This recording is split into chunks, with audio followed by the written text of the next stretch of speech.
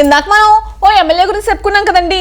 ఆయన భయానికి పులాస వేయడానికి కారణం ఏంటంటే ఇదిగోండి, ఇప్పుడు మీరు చూడబోతున్న వీడియోలో జరిగిన లాంటిదేనండి.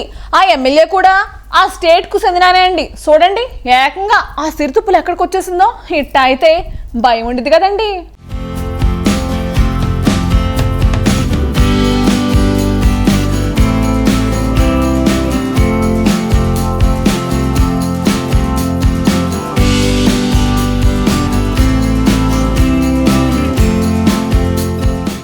మహారాష్ట్రలోని నాగ్పూర్లో పట్టపగలే చిరుతపులి సంచారం కలకలం రేపింది.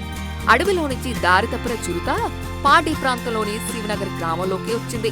గ్రామంలో చిరుతను చూసిన స్థానికులు భయాందోళనకు గురయ్యారు.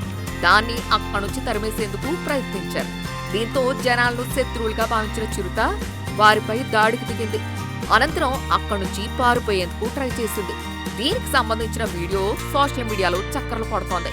చిరుత దాడిలో సుమారు 7 గాయపడ్డారు. విషయం తెలుసుకున్న అటవీ శాఖ సిబ్బంది వెంటనే ఘటనా స్థలానికి చేరుకున్నారు. చిరుతను పట్టుకునేందుకు ప్రయత్నించినా ఎప్పట్లాగే ఆ పని కాలేదు. చిరుత అక్కడి నుంచి ఎలాగోలా తప్పించుకుని వెళ్ళిపోయింది. చిరుత దాడిలో గాయపడిన వాడిని స్థానిక హాస్పిటల్కి తరలించారు అధికారులు. ఈ ప్రాంతంలో చిరుత సంచారం ఇదే మొదటిసారి కాదు.